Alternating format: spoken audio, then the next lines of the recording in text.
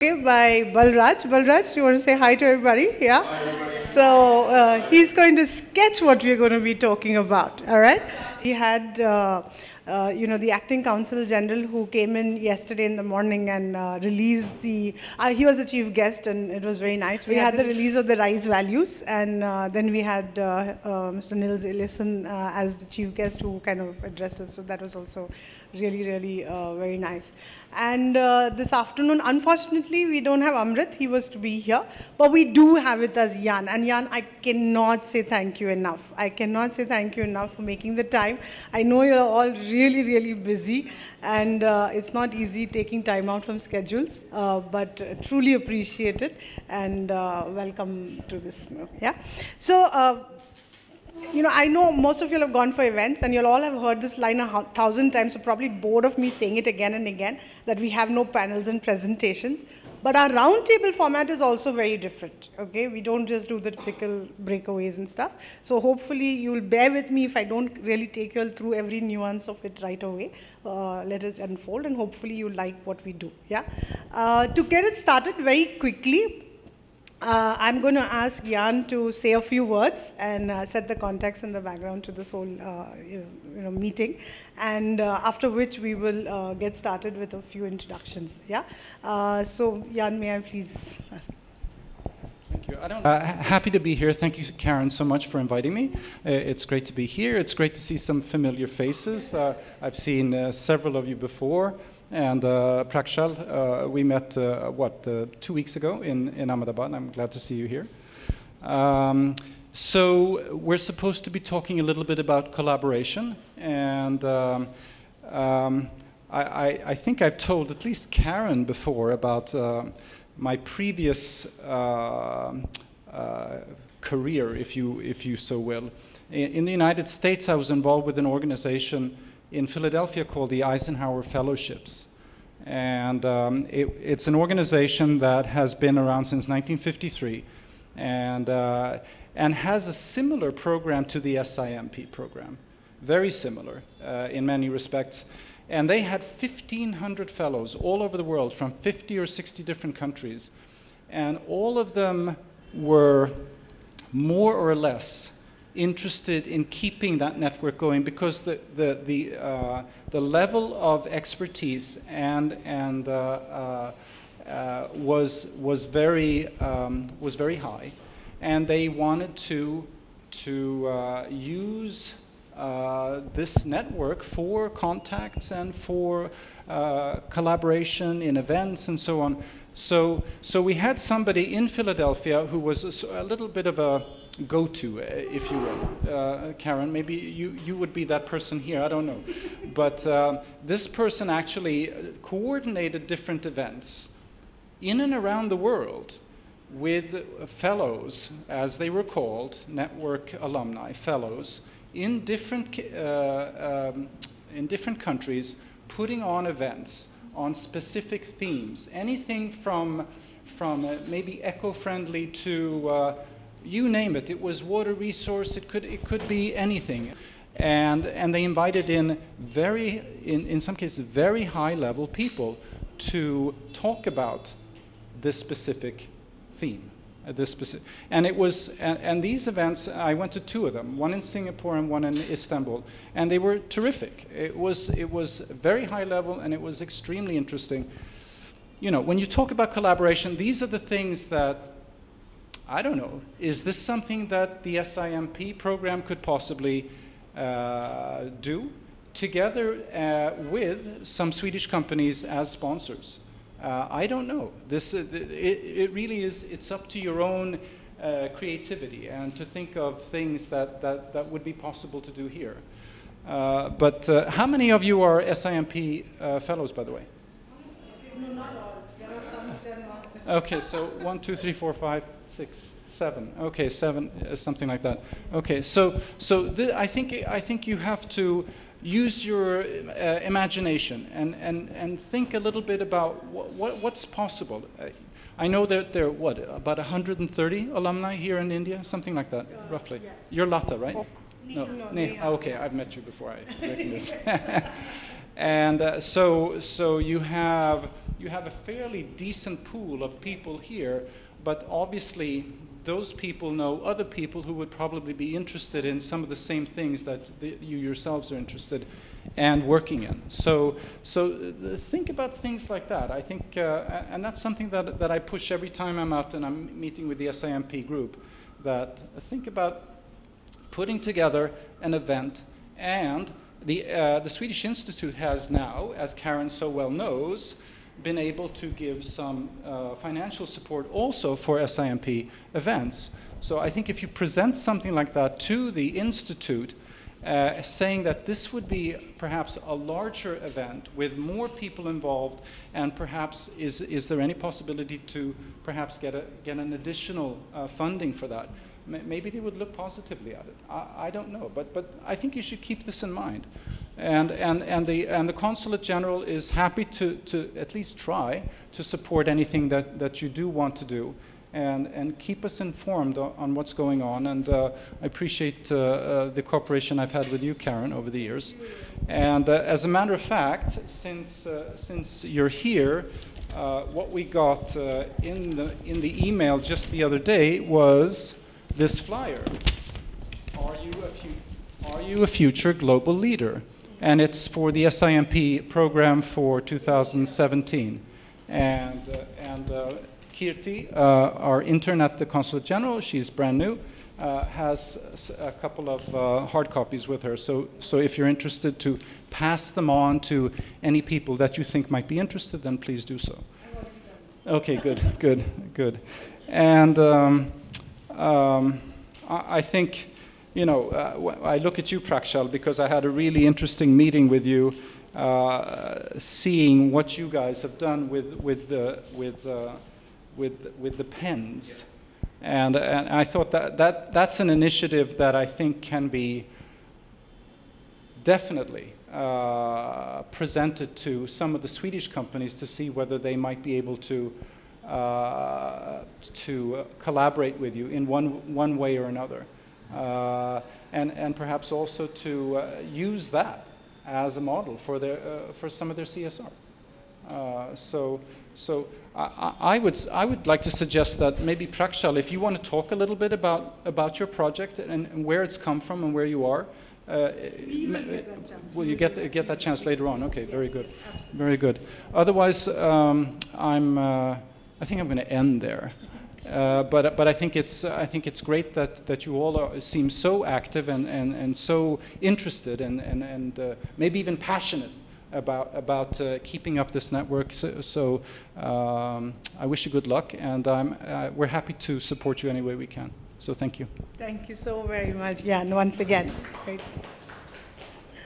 So I think this is a good beginning to the suggestion that, you know, Jan, you just made, because the idea was to kind of take the seed fund, I would say, that you know, SI has given us, and then see if we can pool it in with something bigger and see how we could bring it in. So that was the idea of how we brought in Thermax and Sandvik into this, and I'm really glad. Unfortunately, we could not get either of them to be here. They wanted to, both of them, but Serge felt ill, and he's poor guy. The last 3 days he's been with fever, and in all that fever we've been conversing on what needs to be done and, you know, what has to be done. And then Chaitra, of course, had a previous family obligation, could not be here.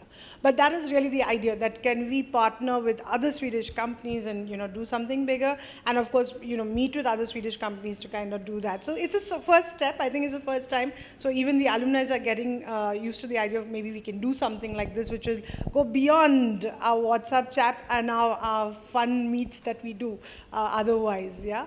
So thank you very much once again for all the support and help, and I do appreciate that.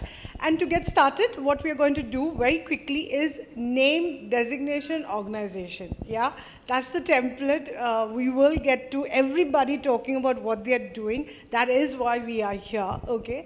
But for right now, as a first round, please just restrict yourself to name, designation, and organization. Yeah, thank you so very much. We'll start from here. Thank you. I'm Dr. Rashne Pardiwala. I'm the founder and director of the Center for Environmental Research and Education.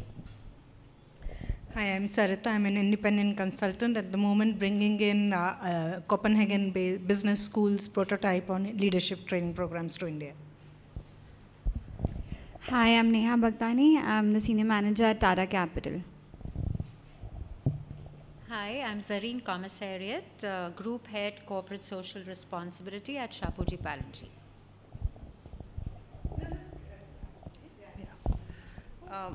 I'm Beroz Gazdar. I am a senior associate at a not-for-profit organization called the Center for Responsible Business, which is in New Delhi. I handle their operations from Mumbai. Hi, I'm Payal Mulchandani. I'm the co-founder of an organization called Fourth Wheel. Hi, I'm Chandrakant. I head Community Development Program at Ambuja Cement Foundation. Bibhash Das, Project Manager, Alliance for an Energy Efficient Economy.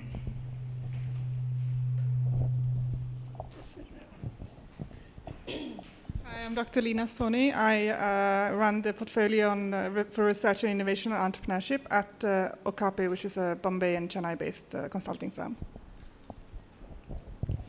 Hi, I'm Gayatri Chauhan. I'm with US Green Building Council, and I'm taking care of Asia Pacific and Middle East region market development. Hi, Pearl Tiwari. I work with Ambuja Cement as CSR head and a part of the sustainability core team, and I lead the Ambuja Cement Foundation. Hi, Prashant Shekhar is my name, and I run a company called Argus Ventures. Hi, my name is Kirti John. I'm interning at the Consulate General of Sweden. Otherwise, I live in Sweden in Lund, and I enrolled in the master program in economic demography there. Good afternoon, everybody. First of all, apologies for walking in late. Got very badly stuck in traffic. Moving on, my name is Nusrat Pathan. I head the CSR at HDFC Bank. Hi, good afternoon. I'm Prakshal Mehta. I'm a co-founder of the organization called World Around You and innovator in the project called Pen Pulse. Thank you. So we had sent a mail around actually asking people to say what is a specific project that you would like to collaborate in. We did get some verbal feedback and some written feedback, so I thought instead of doing it as per that, because we don't have everybody, so we will take it forward, going from here itself, and deciding later on how do we want to have smaller conversations. But to begin with, what I would just ask is that if any of you here want to, and this can be in any sequence and all that, let come in. You just finished the introduction, so you're not too badly out of time. So so before we start that, then we might as well do the introduction. Name, designation, and organization. Okay. Hi, everybody. Sorry for the late appearance. This is Lata Shankar Narayan. I have our own social venture called Develop Matrix, and that's about it. Yes, that's all. Thank you so much for now. We have a lot more to ask you, but then we just for now.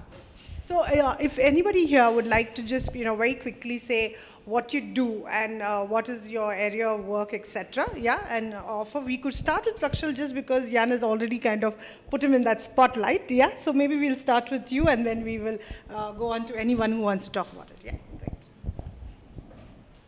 Stand up? No. Okay. All my panelists. That's great. So basically, we work in the field of environmental community action. So communication plus action. So we don't only believe in providing awareness or spreading awareness. We try to make sure there is some actionable, points that we can bring across. So Pen Pulse, the project that Jan has been, telling about, is one of the solutions that we have tried to find to the problem of waste pens. The ballpoint pens that we use and throw. It was not a problem for us almost 3 years back because we never saw it as a problem. And I think most of us may not have seen that as a problem because it is a very small object. But over a year, more than 6 billion pens are used and thrown. And these pens are not recycled, they are not upcycled. There is no solution to these pens. They are either sent to landfills, or they are burnt, or they end up in the water bodies. So when we did a collection in a school for 6 months, we collected 500 kilograms of pen by just one classroom students, 60 students. And that entire bulk of pens that we saw, that was really shocking for us. Because being into the field of environment, we never saw pens as a waste, as a problem. But after seeing that scene, our entire approach changed. So we approached a lot of recyclers to find out the solution. Would you like to recycle? And the answer was no. Because a pen has a very complex structure. It has a plastic body, it has a chemical link, and a metal point. So such a small object with 3 different kinds of materials, it becomes very difficult for anybody to recycle. And India being not so advanced in terms of recycling, it was never expected that there will be a solution. So we tried to research a lot, and we found that advanced countries, including Sweden and US, they don't recycle their pens. So can we imagine where do these 6 billion pens every year end up? That was a problem. So what we did, we tried and approach a lot of design schools, and we said, let us do something with the waste pen as a raw material and create something, not an artifact or not an showcase piece, but something as a utility product. But we were turned down by all leading design schools based in Ahmedabad, and that was a challenge for us again. And that was a point when we turned our office into a workshop, and we started experimenting with the entire bulk of 500 kg pens that we had got. And in 2013, we exhibited 40 different products, utility products, that were designed from waste pens. So that is how we evolved from a problem to a solution. Though these products were not very finished products which anybody would like to buy, but we just wanted to test the idea. And we got a very good feedback. So after that, the next step was refining the products which people are ready to buy. If there is no buying, there's no point of collecting the pens, and there's no point of designing and manufacturing products. So what we did, we refined, a lot of research and development went into that, and we came up with around 10 different products, which were then tested through a crowdfunding project. So we did a crowdfunding project on Wishberry, and we raised nearly 5 lakh rupees, and more than 400 products were bought by more than 100 people. So that is where the entire idea of upcycling the waste pens got a very, very good support. And it was a proper pushback that we needed to see the market, whether it is acceptable or not. And that's how the project has scaled up now. And now we are looking forward to scaling up further for more production and more collection of waste pens. Yeah. And this is world's... Yeah. It's furniture, it's lifestyle accessories, then utility products like tea coasters, pen stand, we have entire chair, a black box chair, then we have multi-utility boxes, earrings, jewelry items. So there's a range of around 10 to 15 products that we have refined to an extent that we have exhibited it here in the exhibition also. So you can have a look at the products. Yeah, that is where Jan connected us, and he said you should exhibit here, and we brought it down from Ahmedabad. Not all the products, we could bring only few products here. And this is probably the world's first initiative of upcycling waste pens. Our first effort was to Google it. What is the solution for waste pens? And we had no solution. We had no answers. That is how we took up the challenge and did something. Yeah, thank you. Yeah, we are based in Ahmedabad. The biggest maker of these pencils, they don't have a program. Not even themselves. I mean, it's just incredible. So Prakash, I mean, I think you have a lot of work. In fact, even like earlier, we always used the refills, all refills. Now, if you go to a shop to buy refills, they don't keep them. Smart way of selling the pens. The pen manufacturers don't want to sell refills. They want new pens to be sold. So some kind of even awareness with the existing manufacturers to go back to the refill thing be of any value? We are trying to connect with the pen manufacturing companies, but our basic approach is to work with schools. So where we do the collection, so we also try to inculcate those habits of not using use and throw pens first, and if you are using refillable pens, then try to buy a refill and not a new pen. So we work with schools on that case. Yeah.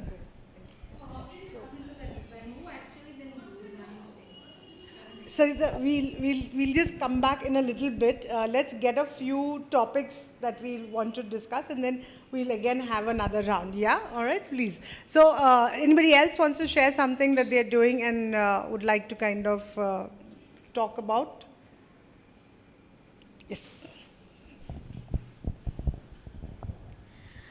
Hi, you all would have heard of LEED building standard. So LEED building standard is one of the most popular offerings of GBCI, that is Green Business Certification Inc. And in that, as I was discussing in one of the morning sessions, we have come up with something called LEED Dynamic Plaque, which is a plaque which is having a beautiful dashboard, and it is integrated with the building BMS. So the technology of the building actually gets integrated into that. And you can see beautifully how your building is performing right now. That is the live performance scoring for 5 parameters, that is energy, water, waste, transportation, and human experience. So that comes out as a live dashboard to compare your performance against all the peers globally, locally, and also as a benchmark against your own performance, like how I was performing last month versus now, and how do I keep on improving that performance. So that is something which is very interesting, and I would love all of you to just experiment it out with your building footprints. Second is the well building standard, which is again a new thing in the overall, building certification industry. The way LEED is looking outwards towards the environment and seeing how we can, how a building is responding to the environment. Well is actually looking inward and focusing on the occupants, building occupants, how the building is responding to the building occupants. So that focuses primarily on 7 parameters, which are fitness, comfort, and those are quality-driven parameters, including, peace, including your, the triggers which actually, for example, if there is a huge poster right in front of me which shows water, so that reminds me that I have to drink water. So something as simple as that. So in order to trigger that right behavior which promotes a healthy well-being of the occupant. So that is well-building standards. I would want you all, whosoever is interested, I would be willing to share more on that. Can I just make a comment? LEED, do you want to explain to everybody what LEED stands for? Yeah, sure. Yeah. Yeah, that's very good input. So LEED stands for Leadership in Energy and Environmental Design. That is a global benchmark for a high-performing green building, in shortest possible words. Great, thank you. Okay, so a quick note over here is that the notes that are on your table, which are the chart papers, please don't note on those because that's for a specific purpose. You do have notepads in your bags, so if anybody needs to make any notations, then please do that, yeah? So yes, someone else now? Yeah, I'll take it. Okay, hi. I just wanted to introduce a very unique concept that I'm looking after. It's called coral reef, and the very name tells you that it looks at waste as a resource, because coral basically is a waste, but life grows around coral in the sea. Right? So if you do not have coral, you won't have the marine life at all, and the whole food chain gets disrupted. So this is a program which is mainly for startups, entrepreneurs, and senior leaders, including. The uniqueness is that it is a skill building program and not a knowledge acquisition program. And it's sector agnostic and industry agnostic. So it could apply to just about anybody. And the focus is to look at constraints and use those constraints as resources and try to develop innovation and fine-tune your entrepreneurial streak. So it's a 12 hours program, so we say 2 days workshop. That gets taken, and we're bringing it here in India and seeing the acceptability. We've got good response from IIT and IIM for the students, who are still studying management and leadership to get into, because most of the management students or engineers today want to do their own startup. They're no longer looking for cushy jobs. They want to get into the grind right from the beginning. So Jan, taking up from where you said about collaboration, I'd be very happy to discuss how we could take this across Swedish companies in India and introduce them to this whole concept and see their acceptability of this. Thank you.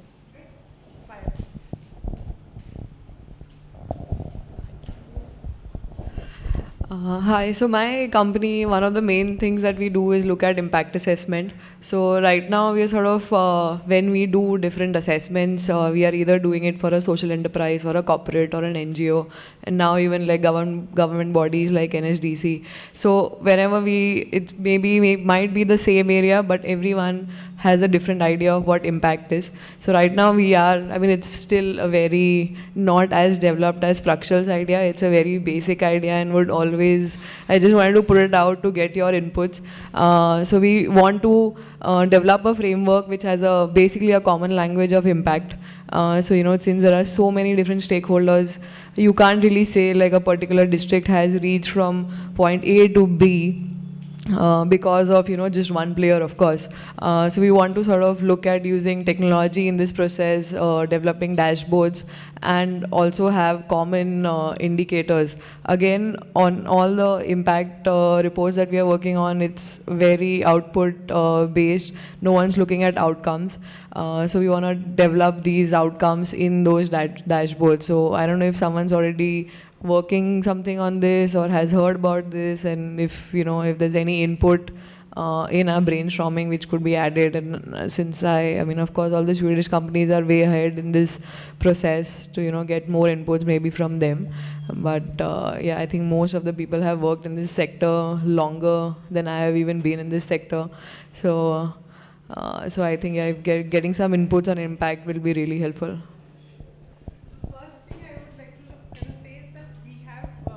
Yesterday, your person, of course, colleague was there at the session. So we did have the launch of the Maharashtra chapter for monitoring and evaluation. Yeah. So encourage anybody who's interested in impact evaluation assessments to be a part of that. The membership is just 500 rupees, so nothing very great for the year. And hopefully that will be the start of us being able to share a lot of things. And I can, of course, share that separately as well with you.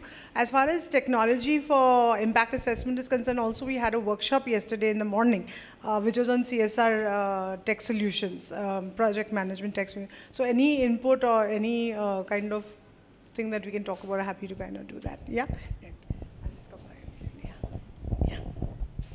Hi, one of the things that, I worked in sustainability, CSR field for quite a long time in terms, not as long as, of course, quite a few of you, but for almost 7-8 years. One of the things I realized is there's a lack of direct interaction with, say, the community or the citizens themselves when it comes to the whole concept of sustainability and environment mainly. There are a lot of efforts done by businesses when it comes to, say, carbon mitigation and the mitigation aspect of, climate change. What we realize is, however, there's slightly a bit of, at a micro level, there's a bit of gap in understanding what would be the impact of, say, climate change at a micro level, say, on a particular region or a particular area within a city or within the country. And so, we have just come up with a crowd map platform where we will be looking at utilizing citizens to come up with data themselves. So there are a lot of impacts of climate change, right from the fact that, even malaria as well as dengue, these kind of diseases are also now rising mainly due to climate change. We know for a fact that, for example, a city like Mumbai or Calcutta could be possibly flooded in the next 20 or 30 odd years.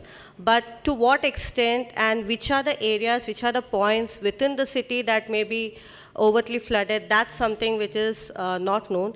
Mainly one of the reasons also being with research is quite costly, and research at a climate science level is still at a nascent level. It's just innovating. So we thought of why not utilize citizens themselves to come up with the research points. And that's one of the things we have just launched. We're calling it Climatics. It will look at what kind of resilient solutions we can come up with for climate change impacts. We're also looking at forming a network for climate resilience, because we don't want one to be caught unawares like, the Chennai floods of 2015 or, Mumbai floods of 2005.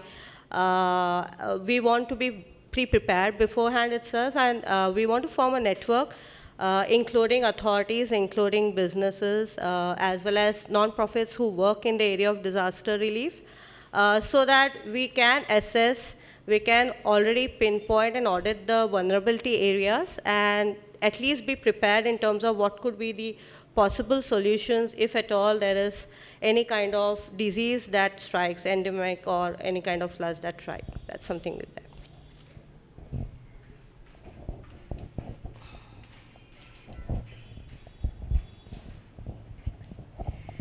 Okay, so I wanted to put light to one of the products that we've developed with CERE. It's for financial literacy. It's an e-learning module called Dhan Gyan. We've developed this basically to address one of the issues that the Indian community is facing is the knowledge about understanding your money or understanding how do you save and grow your savings is very severe in India, because not a lot of people really understand how to do that. And with so many new government schemes or no clear information present in the public domain about financial instruments, it becomes very difficult for a lay person to understand what is the right financial instrument where I can invest and actually grow and save the money. So there was a study that was done about 2 years back by Standards & Poor. It was a global survey on the understanding of financial literacy in adults. And the result for the Indian adult population was only 24% of the adult population actually understood what financial instruments are and how to save. The rest of the people don't. And with a large population being youth who are just entering into the employment bracket, and the amount of development work that we do at the grassroots level with different SAGs, women empowerment groups, even school students, I think what we want to bring out is the essence of understanding finance, how it impacts everybody's life, and what it can really do to grow you as a person along with your family and your extended family. So we've developed this e-learning module. It's available on a website. It's called dhangyan.com. We also have developed a mobile app. It's only available on Android as of now, but we are working towards the iOS app as well. And we want to take it out to schools, colleges, NGOs, SHG groups, women empowerment, skill training programs. So we'll be open to, come to you, tell you more about the product, create, even do a workshop with your beneficiaries or your NGO partners, and we'll see how that can happen. Rashni, do you want to add anything to that? Yes, it's absolutely free to use. And it is available in both English and Hindi. And I think this program is also unique because it's one of the first environmental literacy programs that really promotes environmental sustainability. For example, all the examples that have been used, cost-benefit analysis, we have taken environmental situations. For example, it makes far more sense to invest in rainwater harvesting and look at your savings over time. Same with renewable energy. So really, we've taken the user through very practical environmental problems and how they can mitigate it by making very wise choices. Because for us, literacy, there are 4 R's of literacy. It's reading, writing, arithmetic, and very importantly, resource literacy. I think we need to understand how to conserve and manage our resources effectively. And financial literacy is an extension of that. So we would be more than happy to partner and collaborate with any company, organization that looks at including financial literacy and is looking at financial inclusion as well, just like the Prime Minister's call. We're looking for financial inclusion. Thank you. So is it like, are you marrying social indicators with financial savings? What to do? Social and environmental. indicators. So like if I do rainwater harvesting, so I'm not letting, say, malaria rise or mosquito breeding, and so that cut down on my expenditure on health. And great. Thank you. So I'm of course wearing two hats over here, yeah, because one is the hat of the moderator, so as neutral as I possibly can be. But at the same time, I'm also a SIMP alumni, so hopefully I can also talk from that perspective, right? So more than happy to obviously look at some of these solutions, because we would love to partner in many of the things that you all are talking about, especially with colleges and schools. We do a lot of work with that, so very, very happy to kind of explore that. I also have some of the others, but we will definitely get to them somewhere. Yeah.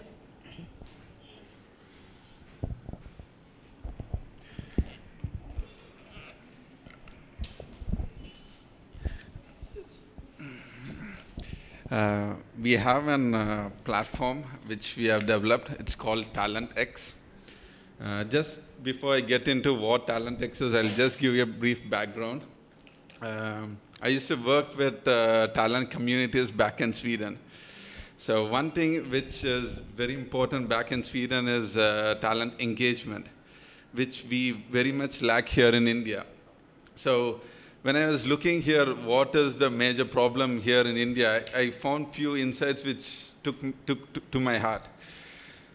There is around close to 6 lakh engineering students graduating every year, but hardly 20% basically go to the next level of securing a job.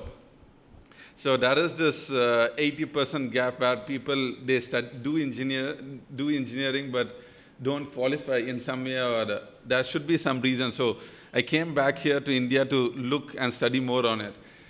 One major reason which I thought was they're not skillful.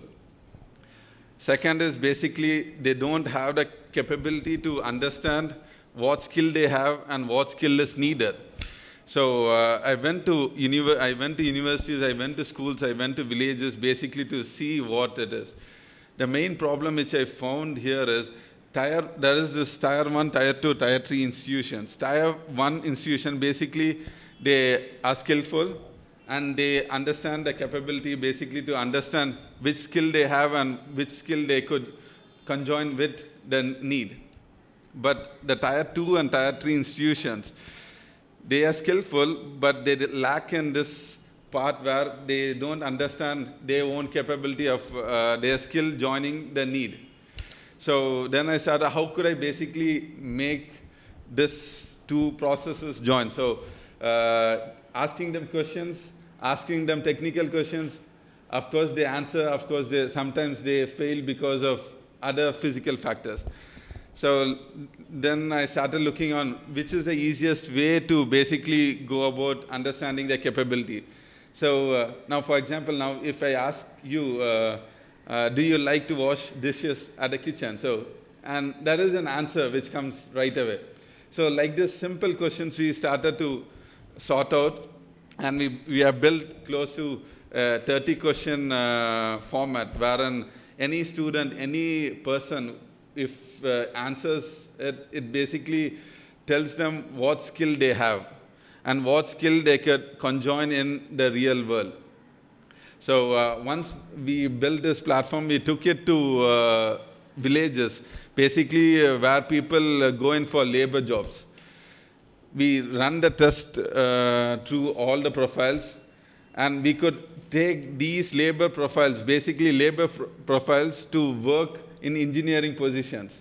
Think labor profile workers working in an engineering position. All they had the skill, but they didn't have the capability to understand their skill could be used in this manner. What I'm looking for is, I would like, now I'm based in Chennai, I've been doing it locally in Chennai and villages across Chennai. I would like it to take it across pan-India and with help of collaborations or partners. Thank you. So we have a good outreach for you. Maybe we should talk offline.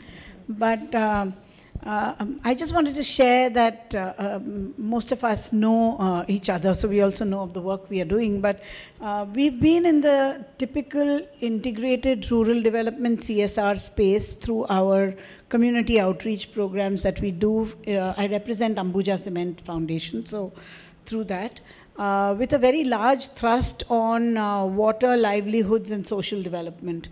And we have quite a large outreach, which is today looking at quite seriously looking at skill building in the village youth that have actually fallen out of the education system. So having gone through a learning curve of 4-5 years initially, we've now over the last 6-7 years built about 17 skill training institutions and are looking constantly at methods to look at this talent profiling to see, how quickly we can decide on which trade or what skill a person would be really good at. So maybe there is an opportunity for us to really collaborate. But what I also wanted to say was that, I am extremely concerned about the way the CSR law is created a huge pool of resources. I mean, if you compare that pool to what the government has, it's a drop in the ocean, but it is a large pool of resources. And I think that many of us sitting here are extremely concerned about how this money gets really properly utilized so as to keep the government happy, but so as to also really make some impacts on the ground, not just see some outputs. And so in that context, I've often believed that we are not, as corporate organizations, really partnering enough. I think there's a lot of opportunity for many of us to look at what we can, what we bring to the table and really pool in, like we were saying in the morning in another roundtable, there might be a scope. It's not always about funds. It's not always, so for example, we may be very good implementers and somebody may have the fund, but there might be a third player who's really good at liaising with the right kind of municipality or the government or the district level to really make things happen much faster. So I really think if we can, Caron, at the end of this, actually develop these little partnerships, I think that I would see as something that is time well spent, because otherwise, we all like listening to each other, but then nothing really comes out of it and we meet again next year. So let's hope this time we see something different. Thanks. Actually, that's a great cue for me to actually talk and offer about what we do in that case, yeah. Because what IWPRO really is about is, one, of course, we do a lot, and many people know this, is we do a lot of events. So, and it's the most visible part of what we do. So people tend to think of us as an event management company. I cringe every time I kind of hear, oh yeah, you do events. I'm like, no, we don't do events. Okay, we create engagement platforms. Okay, we bring people together to precisely get them to, take action together in partnership. So even if you see our own theory of change, okay, when we talk about doing even evaluation, our monitoring and evaluation also is not as a service. While most people would think of it as a service, it's not a service. It is actually a means to create strategy for partnerships within those communities. And actually because of that, we started a concept by the name of the RISE Community Alliance, okay? And one thing is we always think about sectoral alliances. So you have the Water Alliance, you have the Wash Alliance, you have the Read Alliance, you have the Nutrition Alliance, so there are so many different sectoral alliances. And when I looked at those partnerships, because since partnership is so integral to what we do, I realized that a lot of them, while there's a lot of resources that have been committed, there's very little that actually happens in terms of projects, more often than not. And these are large consortiums, okay? I'm not talking of small. So when I looked at those and I was like, why? And I found that for me, the thought was, at least, as I said, it's my own personal opinion, but the thought was that more often than not, everybody's trying to do something very similar. And therefore, the differentiating factor between each partner becomes very difficult. And then what happens is, because there's not very much difference between what I'm doing and you're doing, what happens is you're worried about, oh, will they do more and more? I do less. Will they get more credit and will I get less credit? Honestly, I've heard these kind of comments. It is so difficult to even arrange a meeting because the person is saying, y'all come to my office. You know, it's literally that, right? So it comes down to that point where you're dealing with so much of baggage which has nothing to do with the work that you want to do, that becomes very difficult. So we thought, why don't we create alliances around regions, around geographic regions, right? And that's where the RISE Community Alliance concept comes in. So we are working, we've really been lucky, we've already got another corporate partner who's kind of looked at this and really excited to pilot it out and see. Because honestly, on a large scale, we've not done it. We've done it with, you know, multiple small organizations, but not on a large scale. So that's as far as evaluation is concerned. Then again, when you talk about events, as you can see, every event we design, which is our own, is designed very uniquely. We don't just do the panel and, you know, this thing route. That is also required. It's not that you don't require them. Of course, you need that and you need presentations. But if you want to create engagement, then I think you need to be a lot more innovative in your approach than just doing, you know, a panel or a presentation. And that's what we bring to a lot of events that we do, and, you know, where people really believe and look at something. We also do the typical events because it gives you your bread and butter and, you know, keeps us going, to be very honest, right? But that is what we really do. And the first and most important thing that we look at doing is creating advocacy and awareness. So using multiple media channels, you know, using multiple different formats, we would create awareness around what the initiative is looking to do. And honestly, we believe we all focus on the last part, which is the intervention, the integration, the impact, which is, of course, the reason we exist, right? That's the raison d'etre. But at the end of the day, we want to scale. And if you want to scale, if you don't do the first two parts, which is the advocacy and the engagement with multiple stakeholders, then you obviously are not going to be able to go very far. And I'm really pleased that, you know, we're already partnering with Ambuja Cement Foundation. They have been with us with RISE for the last 3 years. They attended the first year, and after they attended the first year, they were sold, okay? And that for me is huge validation that we continue every year to be partners for this event. And similarly, we have with Glenmark and others, you know. So most of our partners have been with us right like from the beginning. So this is really where I believe that is what we exist for. So the RISE Community Alliance is a concept that we're trying to build. And the more people that can join in, I believe, you know, the better we will be able to, the more diverse, actually, to be honest, more diverse, because each of us have our core competencies, each of us have our certain strengths, and when you pool that together, I think the opportunity to then scale becomes huge. So I'm more than happy to not only take that advice, but also work on it, and, you know, of course, wherever possible, build on that one. Yeah, thank you. Who would like to go next? Anybody? Are we? Oh, please. Yes. I think I've already talked enough, but I have to say that listening to you all is really, you're really impressive and inspiring, and you're doing a lot of good things here. Lata with the climate change that you're talking about, and Neha with the financial literacy, and I forgot your name. Okay, there we go. And let's see here, we had the lead technologies that we talked about, the pen pals with Prakash, and the coral reefs that you mentioned also. I think all of these things are just very, very important. And I think a lot of people feel the same way. I think that any way that you can, again, going back to what I said earlier when I talked to you before, is that if any of these themes, if you can agree on maybe 1 or 2 themes, or perhaps even 3, to have that at a larger gathering with experts coming in to discuss, I think that might be something. Lata, I think I think you're right on track here, and as well as Karen, by the way, trying to figure out a way to expand and to get more attention in that specific area. And you and I will talk a little bit more about that later on. But I think you're right on track there.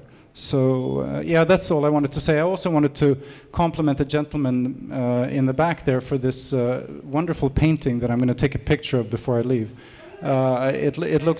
It looks very inspiring also, and very interesting. The Swedish Institute Alumni Conclave, and lots of squiggles and things that I think he's trying to put everything that we've said into pictures, correct? Yeah, which is good. Yeah, very good. Okay. You will get digital prints that will be given to all the participants. Don't worry. Yeah, we're working on that. And that brings me to the second thing of what we do actually. One is the RISE Community Alliance, and the other is a light data alliance that we are looking to create. This is really as different from big data, because big data involves, all kinds of statistics and all kind of research, and also, the authenticity levels are very high. So we're not looking at that, because that's something which most of us can't even use that data, honestly speaking. We can't access the data, we can't use it. So what we thought is, can we create a way to share data which is extremely light in nature, in terms of very simplistic in approach, where we can contribute data as well as get that data in very easy ways. Yeah. So this is also a technology-enabled platform. Obviously, you need to have that to be able to have large reach, and that's another thing that we're looking at building. And it's open to anybody to participate and anybody to utilize. So we could chat a little bit more on that at a later stage. Is there anybody else who wants to share something, or we can move ahead a little bit? Yeah. Okay.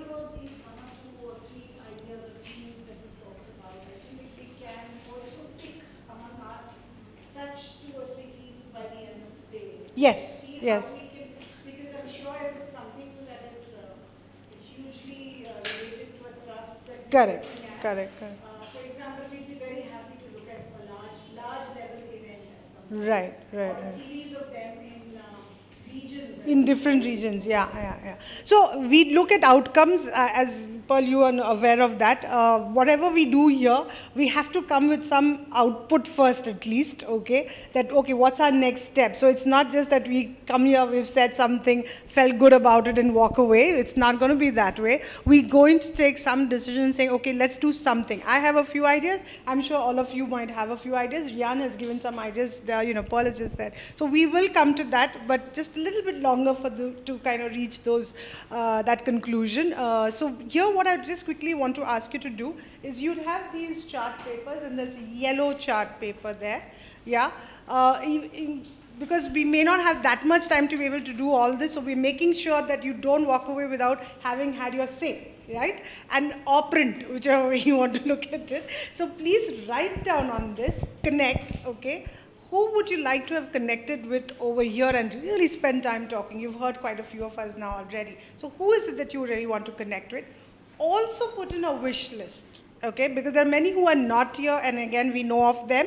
And this could be SIMP alumni, it can be a Swedish company that you know of, it could just be the Swedish embassy or the consulate, whatever it is, right? So anybody in your wish list, put here. Disclaimer, I cannot promise to do it, right? Okay? I am going to try my level best to make it happen. Yeah, I will try my level best to make it happen, but it always takes two hands to make it work. So we will try and reach out to whoever is possible. We'll try and create that mechanism to connect as well, and do our best with that. So let's do this real quickly, and that'll be nice. Okay.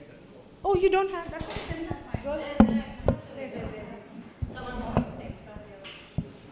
Yeah, can you do the set? Here's the one. Anybody else?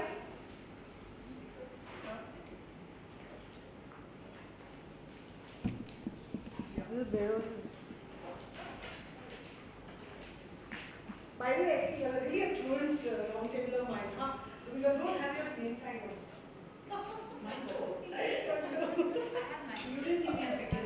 You can take as many as you want. I wanted to recycle mine, but I couldn't. So I still got it. And you're supposed to write your RISE value, like which one of the 4 values. You can write all 4 also, but you're supposed to write any one which really kind of is what you think is the driver of your actions.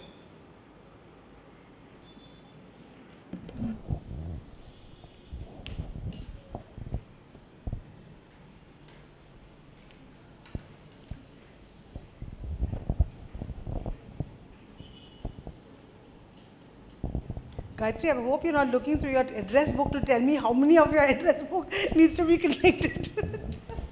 I'm kidding. Outside this community, well, do it and we'll see. But yeah, we'll try our best to fulfill all wishes. Yeah.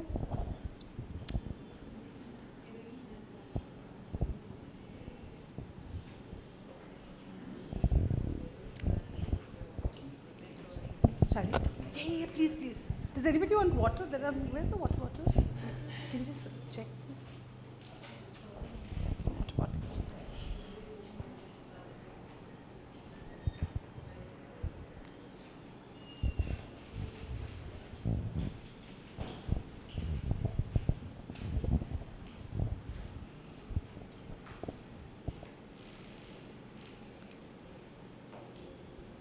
Okay, so I think most have kind of done, yeah. All right, so we want to do partnerships, and we've said that, and we really, really want to. Everybody has the best of intentions to want to do partnerships, and yet we know it doesn't happen too much, right? I mean, that's really the sad story of this thing. Anybody wants water? Can you please help yourselves? Yeah. But yet it doesn't happen. So even if the intentions are good and it doesn't happen, there's obviously a reason. So what do you think is this reason that partnerships don't happen? Or what do you think are those challenges because of which partnerships don't happen? Can someone, or what stops you from saying and going and partnering with a person, even though you probably have had some conversations, but it did not materialize, or if it did materialize, it did not get implemented, and if it did get implemented, you said, thank you very much, bye. So what are those challenges? It'll be nice to kind of understand that from the experiences that you'll have had. Anybody? Yes. Okay. Can we come back to you? I need to go the other way around. My tulsi jar. Absolutely.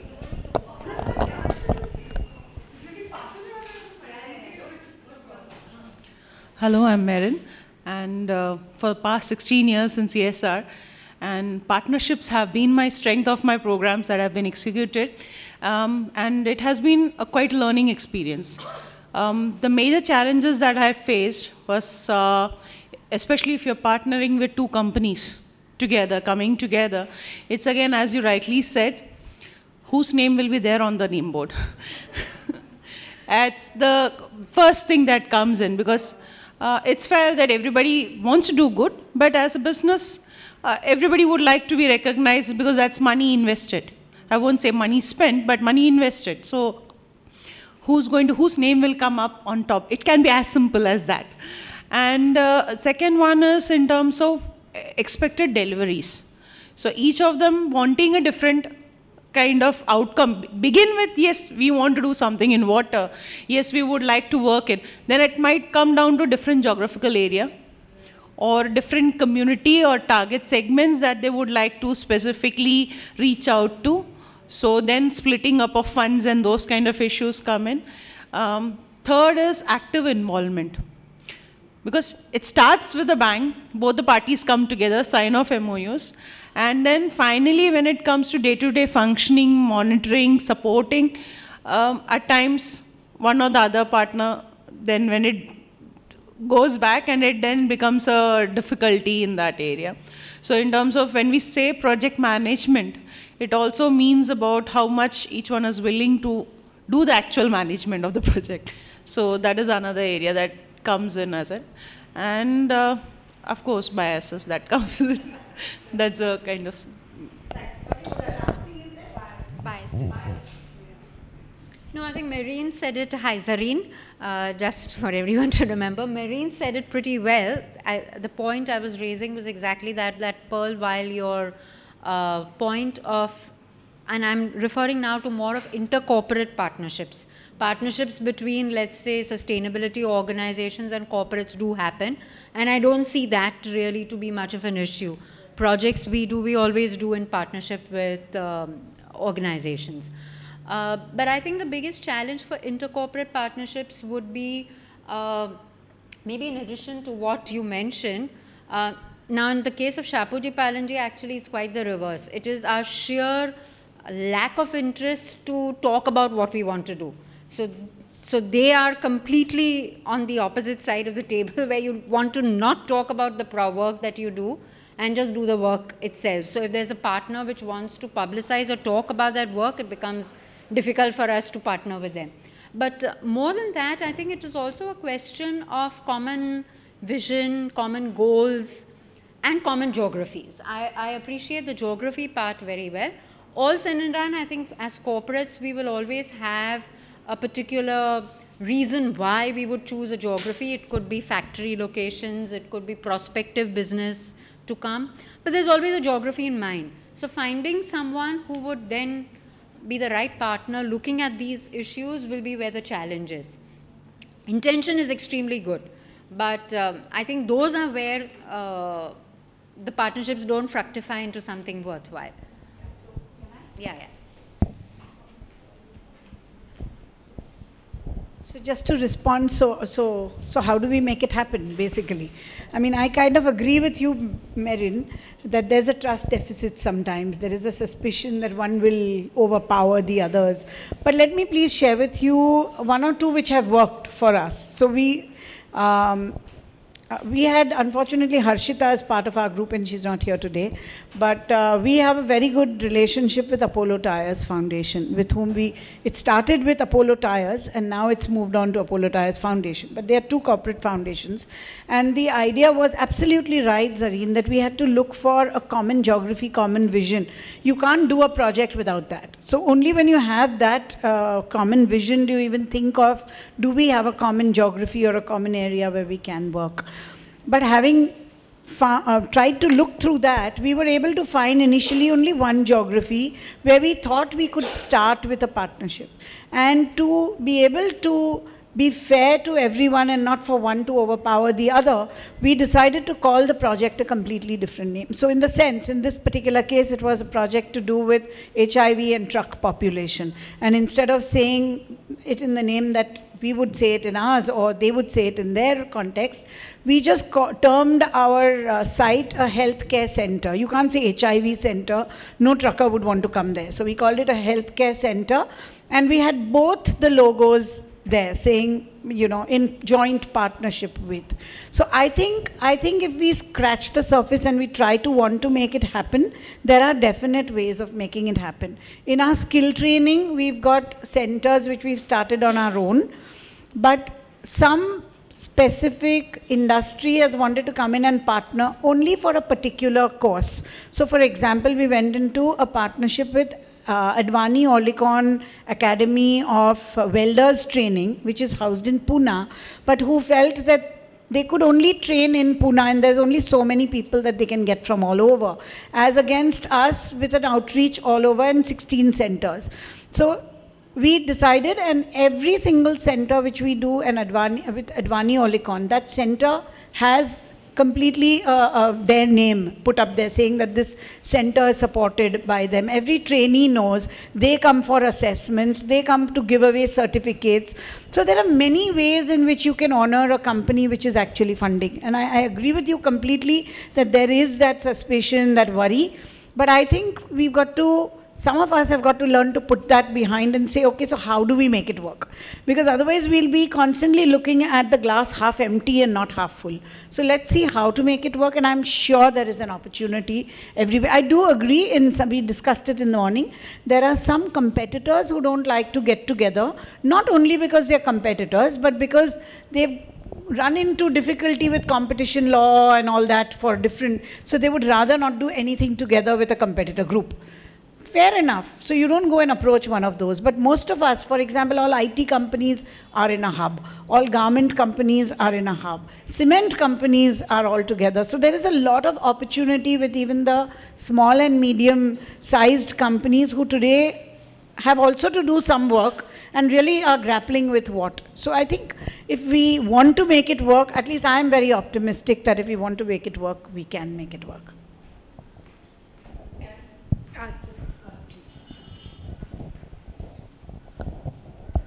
So I basically just wanted to, add concurrence on the fact that yes, as Pearl said and Zareen said, there is a lot, within the corporate, because it's very easy for us to work with NGOs or with partners on sustainability, etc. Because you have a single focus and you drive that with the NGO.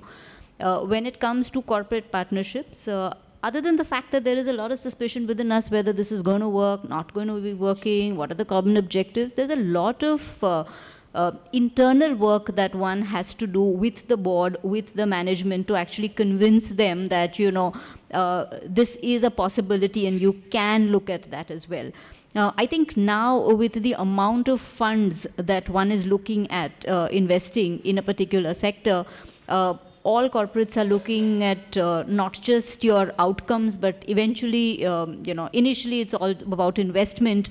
It's moved to outcomes, and eventually it is going to be about impact, because year on year, if that's the amount of money you're investing, boards are going to question the impact. And there is a certain amount of limitation in terms of the appetite of NGOs to actually utilize these funds, spend these funds effectively, and show ROI. I think that's what's really pushing more and more corporates to look at other foundations and corporates, because I think their strength is in the fact that you know, you can actually capitalize on each other's strengths.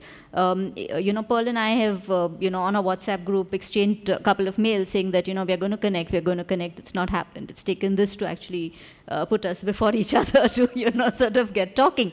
But the fact is that, you know, you internally talk and, you know, you say that, okay, but there are these 2 NGOs, or there's a pool fund that, you know, do you want to put in? And the immediate question is that, oh, but we've got enough funds, find a good partner that can actually execute. So I think it's a lot about us trying to convince our boards into making this transition from working only with implementing organizations and NGOs to cross-industry, you know, collaborations. Yeah.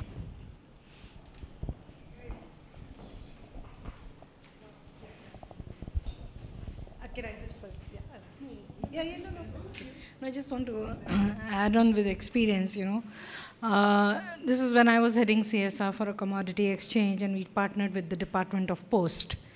And we had to develop a revenue model, because why would the Department of Post otherwise work with us for the benefit of farmers? Right? So when we developed the revenue model, the post office said the revenue should come to us.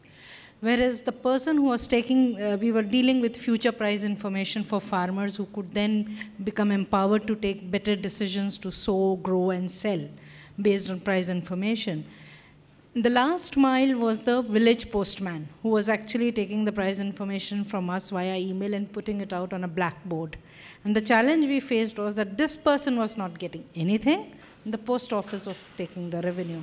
So we had to really sit down and work with the post office and design a revenue model where the last person, the postman, also got a piece of the revenue that came in. So that, you know, getting value across the chain, I think, is a huge challenge in partnership models.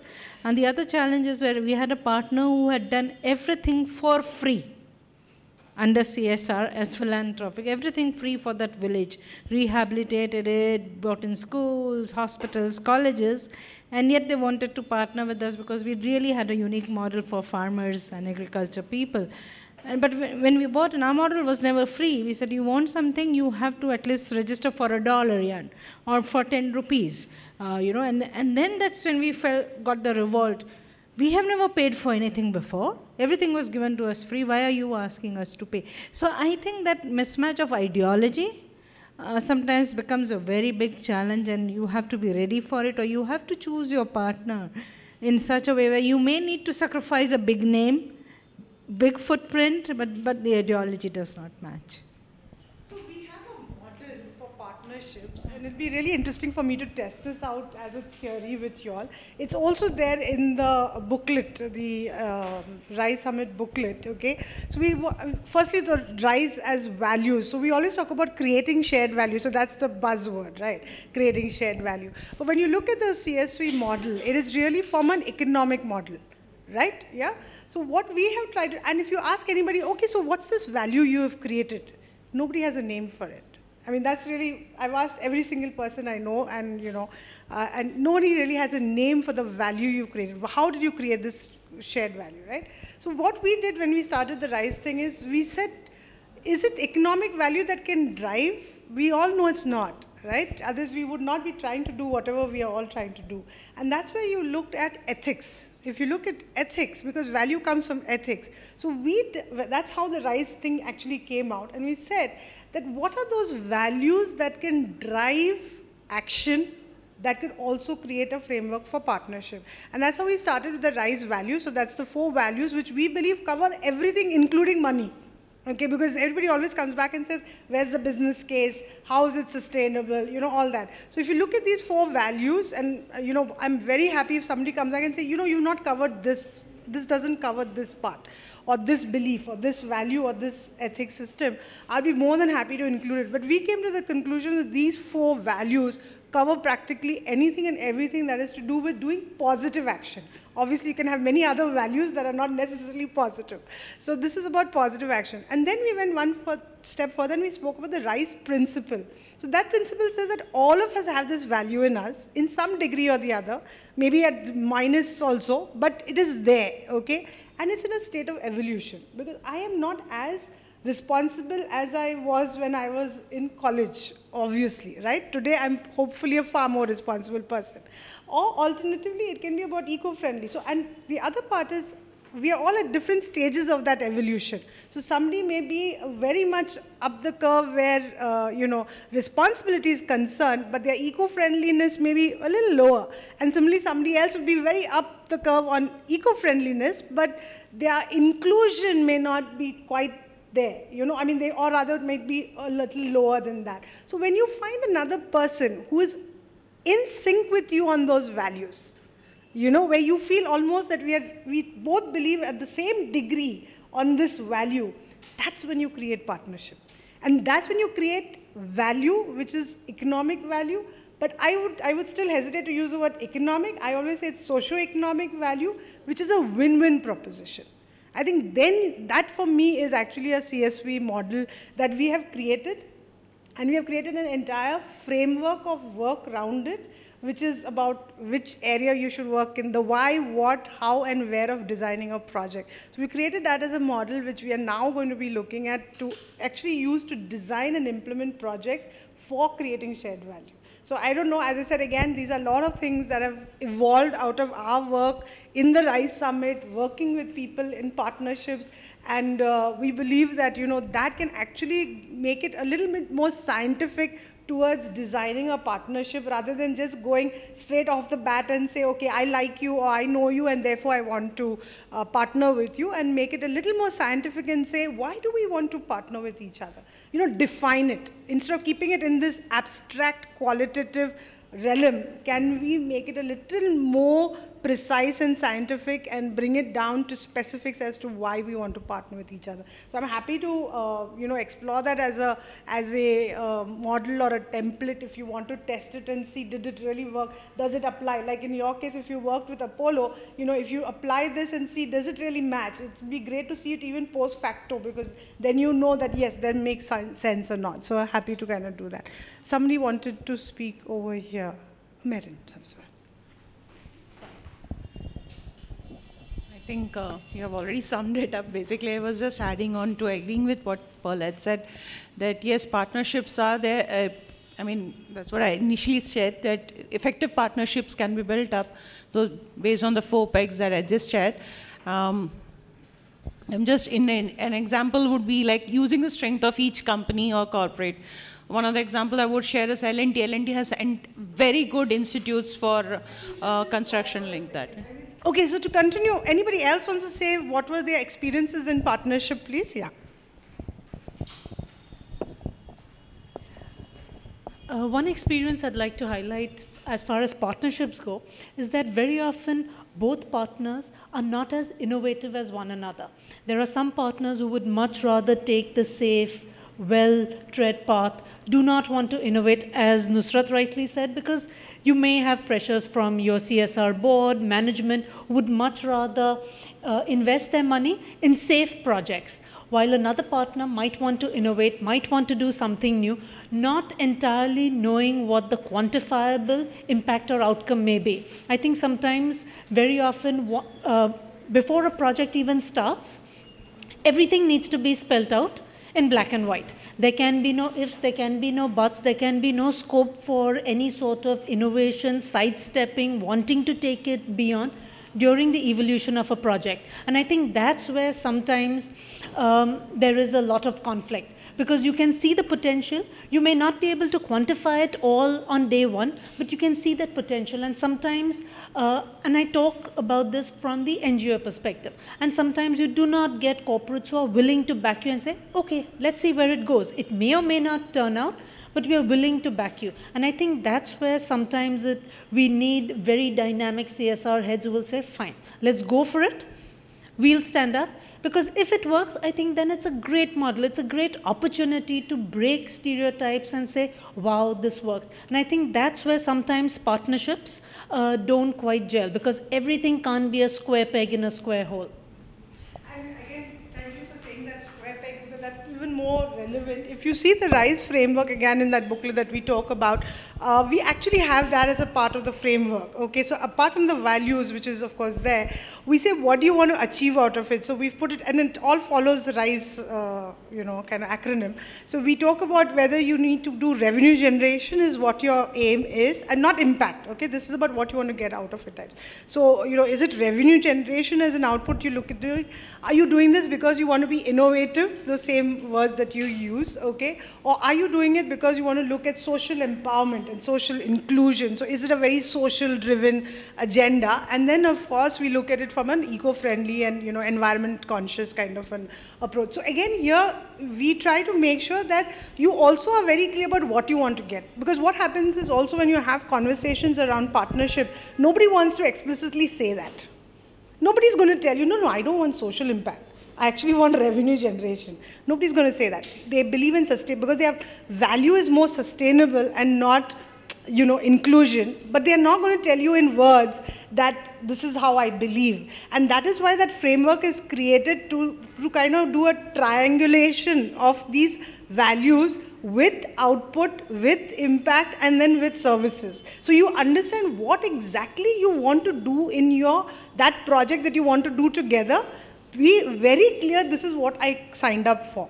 And literally when I say signed up, it's because it's in black and white. So when you start kind of, it's a rating system and whatever.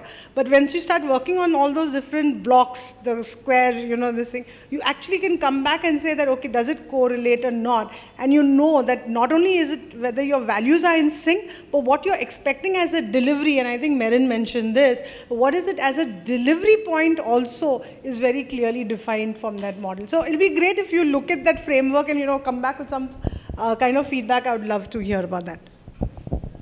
I just want to make a point. I think I am the only person in this room who is not from a CSR space, and one of the things I see missing, and perhaps that is why there are, and obviously there will be two parties with 5 thoughts, so obviously those things would happen. But do you think some of these problems could get preempted if there is a strategic connect with the business and what the CSR project is? So for example, if there is something, then it will be very difficult for any partner to back out or play truant, because it makes business sense for both the companies. So for example, if there is a skills training sort of module, and say just out of this, suppose Ambuja wants to get in an HDFC, say. For Ambuja, it may be a great thing because the skills training would give them that labor force or skilled labor later on, so there is a business connect. But for Nusrat, there isn't, because it's just a nice thing to do. So therefore, perhaps there could be that, problem. So I think if one of the issues that you put, or in a tick in the box thing, your square peg or whatever you want to call it, or one of the squares, could also be that each party says, what is the strategic context to my business which makes this CSR project very, very very valuable to me, or something that I can't just walk out because of some ego issue or anything, or I wanted my name first, or all those issues that everybody talked of right now. So there was just one response I had.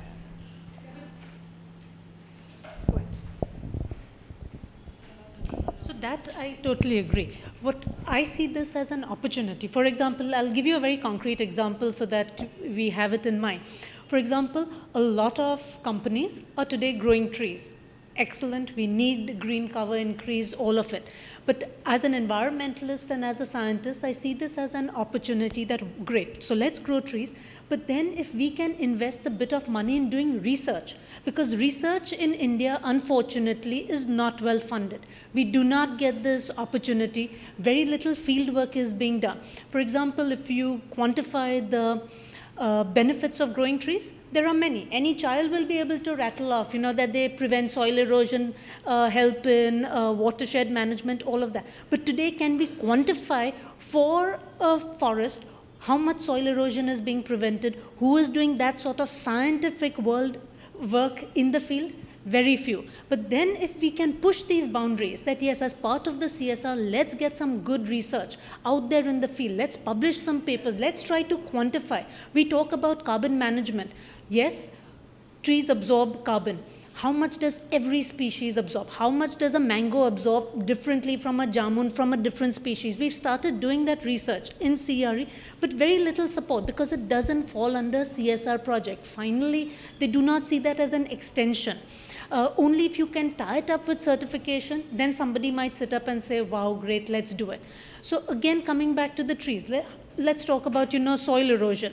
Let's talk about water retention. So when we talk about watershed management, what is the role that trees play? It's not only, but can we quantify it? And I think science and research sometimes can be supported through CSR funds if we can really widen that outreach slightly more. And this is just one example, because I think research in India is very poorly funded.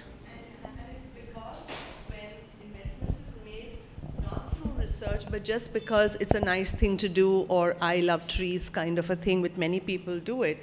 I mean, I'm talking from my example, which we had when I was in Mahindra, that a factory in Igatpuri, which was manufacturing engines, certain type of engines, required a dust-free atmosphere. And it was kind of, that used to be a problem. So they planted trees because they looked beautiful or because the species looked nice. And finally, they had such a big problem because that trees were not local and they needed a lot of water. And Igatpuri is a place which is actually starved of water. So the amount of money they had to spend just because it was not research based, as she's putting. So this was really, and then that, factory manager and all of them realized that what a wrong thing. Otherwise, so, there's so many issues. And yes, I think you've really hit the point that we do a lot of work without scientific research. And therefore, this concept of need assessment and all, which has now luckily come in, which is a good thing, because at least hopefully some need assessments would also be backed up by research, but unfortunately it's not happening. The need assessments are happening based on surveys, local surveys taken, which is not wrong, at least something is being done, but no scientific research is done. So maybe you were talking about the act, which has kind of got a lot of gaps. You mentioned it as act allows for research? They've adapted it. Yes, yes.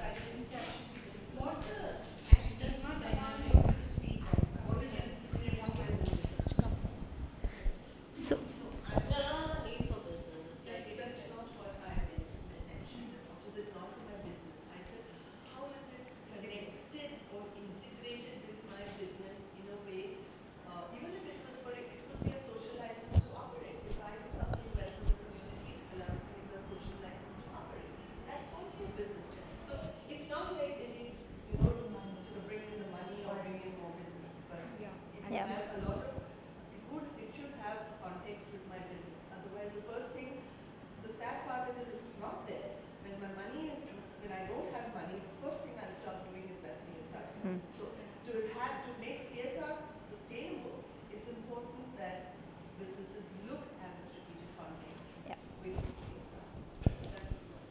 CSR. So just to add to what Beros was saying in terms of, when you're actually doing CSR, you need to see what is in it for you and why is it that the company is really doing it, So just to give a little example about where we are, we used to be typically under CSR funding projects, so to say, in various areas, education, skilling, etc.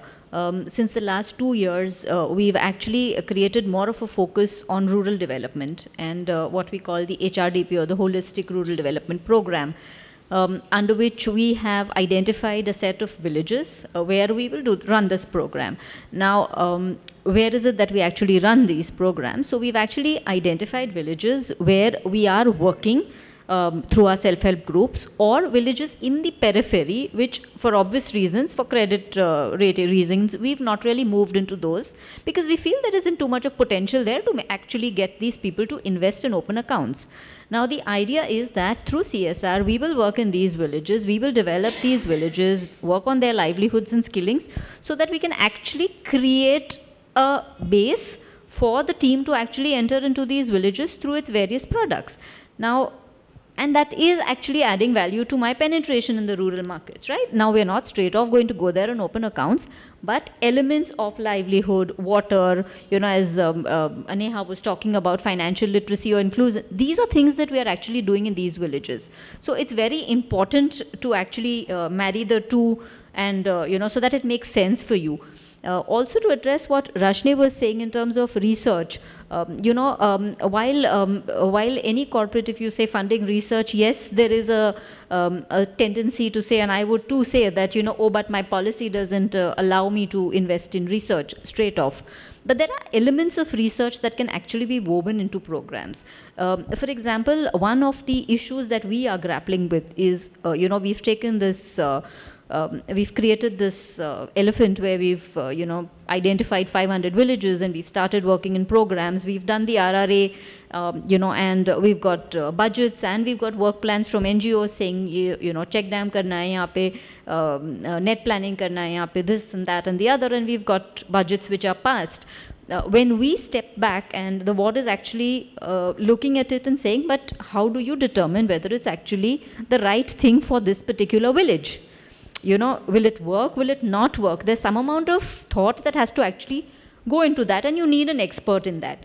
So now where we've come from is that we are looking at impaneling a third party, other than the NGO that's actually implementing, who can actually go and do a check and endorse and tell us that, yes, this plan is workable for this region or not. And there is some element of, whether you call it research or secondary work that actually gets in this. Now, something like this, if it can be expanded, like for example, if I am expanding my work in, say, Northeast right now, I'm working in Meghalaya. Now, I need to know what works in Meghalaya. So I think if something like this, in terms of your strategy, is then integrated into a research program, that is something that would work. Because I would be interested in knowing more about Meghalaya. I would be interested to know what works there, what are the requirements. If I'm doing a water project, what are the requirements there? Because that is actually something that will strengthen my intervention in that area. No, sir. Just to dwell on that a little more. So when you plan a region, don't you plan it after doing both a rapid and a detailed needs assessment? Because if that was the crux on which it was built, then the chance of it not working there is very, very minuscule. Sometimes, and in the past, I know a lot of us, a lot of NGOs and corporates made this mistake of a very top-down approach where we thought something was good for a village and we tried to go and do it, and then we realized this is really not a priority at all. Just to give you, frankly, my own example, when we went into Rajasthan for the first time, I didn't know that Rajasthan was reeking in the third consistent year of drought. And of course, water is a problem in the Thar desert, but one could see it on the bodies of everybody that, there was almost scabies, people hadn't had bath for days, there were, all of that. And because I was trying to do a rapid assessment, this was not our micro-planning, so this was our rapid assessment, I was hoping that people would actually talk about health being a problem, and they wouldn't say it. So I was kind of prodding them to say, where do you go for your delivery, and is there a hospital, knowing very well that there is nothing working there. Believe me, at that time, hordes of people told me, we have no problem here. The only problem is water. पानी ला दो, हमारे कोई और समस्या नहीं है. So they couldn't think beyond water at that time. Now at that time, even though 1, 2, 3 were the other issues. Water was something that one had to at least begin with. And of course, at the end of it, we did our own micro-planning. There were another 2, 3 areas that came up. So just that point that, you know, if you want it to be right, then you don't need to do a feasibility later. You got to do it before you start. You'll find them telling you this pond needs to be created, and another 2 years you'll go and you'll find it's silted and it's completely defunct.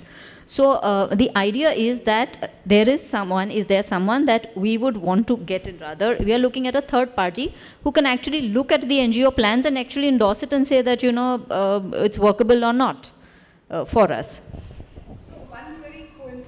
That just this morning, we have a media room activity going down where there are filmmakers who have been invited and they're talking to, you know, people, and we also have running films, just running. So anybody can walk in, sit, watch and go types. So one of the filmmakers, and I didn't have any time obviously to go anywhere near that. I was dragged to go there because one particular thing, they wanted me to sign a certificate that was being given and all that. So anyway, long story short, and this is how I always, you know, think, it's amazing how sometimes things come together, and the filmmaker is from Meghalaya, and that whole movie is on that, and he has researched that.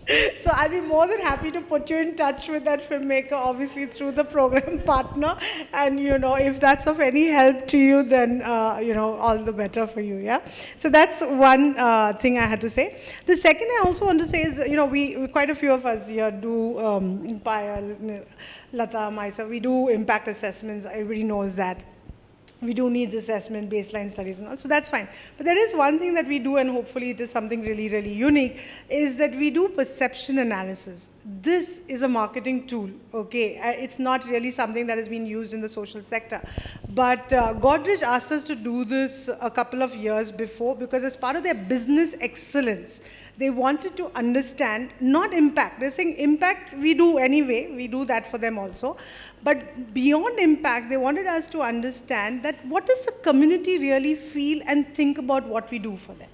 They are never going to be my consumers, so the direct strategic connect is not there. They are not going to be my consumers, but I still want to understand what they think of us. And as part of their business excellence, that was an index that would have to be created and monitored every single year. So I said, you know what, I mean, I know it luckily because of my marketing background, okay, so I knew it, and we said, we do impact assessment. So we said, okay, we'll try and design that index, and we actually did that, and they were very happy, even though it was our first time, they were very happy to say, okay, go ahead and pilot it and try it out. And the first one itself was so successful because in many cases we realized that there were things that the government had done which they thought Godrej didn't, and there were things that Godrej had done which they had no clue who had done it at all, absolutely, okay. The perception analysis we do is also a comparative between them and others who work in that area. It is not about competition. It is simply to understand and get the pulse of the community without getting into this survey. And of course, we use a survey too, but it's not about the fact. It is literally that line which we say that your perception is your reality. You know, so now and now they can actually see that index moving and understand in which areas they have been successful to create, you know, at least at a perception level, that impact. And the impact assessment tells them separately whether, you know, what is the real impact done and all. But they also understand the community's pulse that way. And in some cases, they've understood that, okay, though we did so much work, we plowed in so much money. Now, somebody would have said, let me do an SROI on that. But they really took a very different spin from it, because like just now what Beros said, you know, they wanted to make it literally a business case to say that, no, we understand this not from monetary terms, not from, you know, business, business terms, but simply from the engagement with the community. And that tool, I think, now we have started using it for many other corporates as well, and they've found it really, really a very unique and, you know, useful thing to do. So that could be some way to also look at that if you would like. We do the same thing for Tata Power and It's just called Community Perception Index. So year on year we have like the index to measure as to, like you said, each thematic area, that you know how much you have sort of reached in each, plus like an overall one, and we sort of then figure as to the next year's programs as to which one needs more attention, what are different innovations that could be got in like particular thematic areas, which new partners could be get. So of course their CSR team looks at a lot of things, and we are like also a part of extension of the CSR team who looks at the whole process. Just adding on, I would just like to add on, as when I was in ACC, we have annual social audits. So where actually community and all the stakeholders, you name it, all the stakeholders will be there. It's an open space and a neutral area, and everybody speaks out their mind. We also had sessions where they're not only about the programs we implemented in the community, but it's also about the plant functioning. So that's their perception in terms of if they have the perception of what water is being affected by the plant operation, from where are we drawing water, is that when they see a cloud from the chimney, is it, and when they don't see a cloud, what are the myths related to it? So the entire perception was evaluated, and that dialogue, and actually technical people from the factory were engaging with the community. So these are kind of That's what I'm trying to say. It's a very business, link, without it being related to your revenues. This is not about your revenues, not about your customers. It's straight to your brand equity. That's what. I think that's true. That's true. Yeah, exactly. That's what I said. That's what you kind of. Yeah, so that's something which we often use. Some of the marketing tools actually are far more effective when it comes to understanding impact of CSR. Because a lot of cases, like I work with many of the mining and extractive clients, and here social and environmental issues actually merge often. And what happens is, when we do impact assessment, we find that some of the social issues are somewhere related to certain environmental conditions. Like, for example, I'm sure everyone knows about Sterlite. So Payal, in fact, had helped us in one of the impact assessment there. With Sterlite, it's based in an industrial complex. It's not in an isolated, the plant operation is not isolated. It's part of an industrial complex, which means there are other companies equally, if not polluting, but somewhere in that region. But for certain reasons, whatever, Sterlite often gets the blame, to the point that during our survey, certain things like they disperse the clouds. That's the reason we don't get rain. The fact that Tuticorin or Tuticorin is actually a rain. Again, the thing is that they are discharging effluents, and it is merging with the groundwater. There is a lot of salinity now in the ground, which is also affected their groundwater. They are receiving water which is highly saline. But the point I am trying to make is, when we did go back to Vedanta with all this, we said, by perception analysis, you need to do a research, you need to actually get hold of environmental institute, and not EIA kind of institute, but a proper research institute. You need to research and you need to publish that research as a paper, because this problem otherwise is going to recur. How much ever CSR you keep doing, it's not going to make an effect, because one of the likelihoods while we did a basic research, we found is after the tsunami, there's the coastal area, there's a lot of erosion now of the seawater inroads. Even if Tuticorin is about 15 kilometers away from the coastal, but the seawater has inroads. There is a likelihood of it. There is other likelihood also, the fact that there are 15 power plants, within about 10-15 kilometers, which is again causing a lot of pollution. But nobody has done a hardcore scientific research to find out why is the groundwater saline, or is there any erosion of seawater. And of course, Vedanta refuses to look into that kind of research, because they want to do is, we are talking social, so let's concentrate on CSR.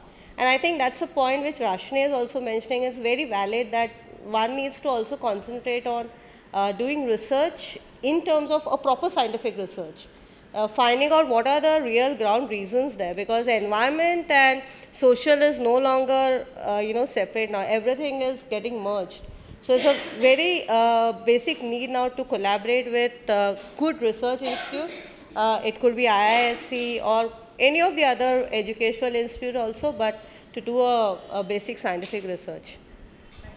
Okay, so we are running out of time now. May I ask you to take up your next color, which is the collaborate. So we've spoken a lot about that we would like to collaborate. We spoke about what are the problems in collaboration. So now what is it that you can actually offer, or what is it that you can actually want to do with somebody else? If you can put that down on that paper, would be like really, really great. Yeah? Yeah, you have to put your names. Oh, I'm so sorry. Yes, please put your names. I wouldn't know otherwise. Yeah.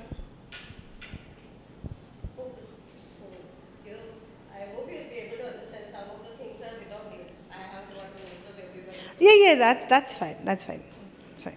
We'll come back to you as Pearl said, and I definitely agreed that we will follow up on this. This is not the end of the conversation. Okay, this is just the beginning, and in fact that beginning is shown in the image that we've used, that we are all starting on another journey. We did a journey sometime back together, and now we are continuing on that journey. So this is really it, yeah. So we'll continue, don't worry.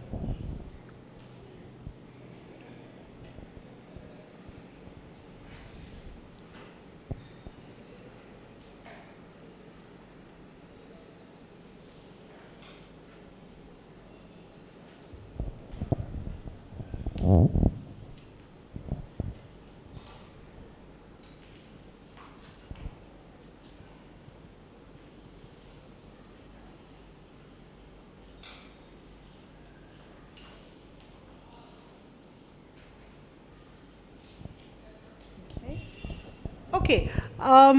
Is there anyone here who has not yet been able to speak about the collaboration that they'd like to do or something? One of the things that also happens when you start writing it down, you realize I didn't speak about this, or I didn't say this or something. So is there something someone wants to kind of add at this stage before we go to the next part? Yeah.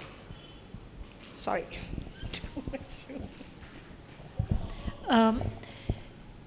Just a project that we are toying with at the moment as an organization. Hasn't been finalized, so any inputs would always be most welcome. Last year and this year, we started a tree plantation drive with the police department. And surprisingly, we've got an extremely dynamic additional commissioner of police. And she's very keen to look at the environmental footprint of police headquarters in Mumbai. So at Worli, Naigaon, and possibly later at Marol.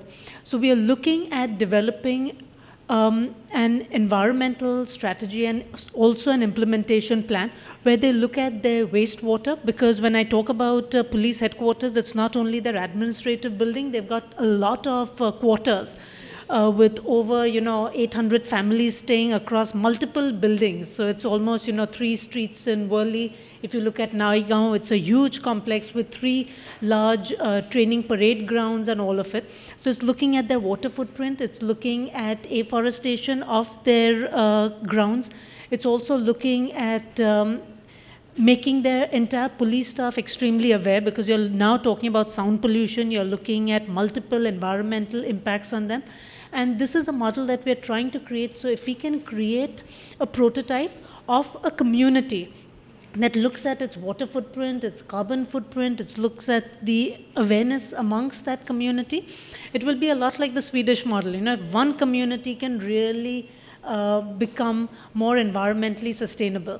So we are developing this project plan, and of course we would need to raise funds for it, because the police department never ever have funds, and they fall under PWD. So as you were saying, even to get one little tank changed, it goes through tendering and it doesn't happen. But I find this a change of mindset, because she's a young, dynamic police officer who really wants to make a change. So if we can use these models, so if one community can do it, why can't other small insular communities create these models? So be off the grid, be off municipal water, because they hardly get any. So it's really creating these models. So that's something that we have in the pipeline that we'd love to partner with, get some expertise.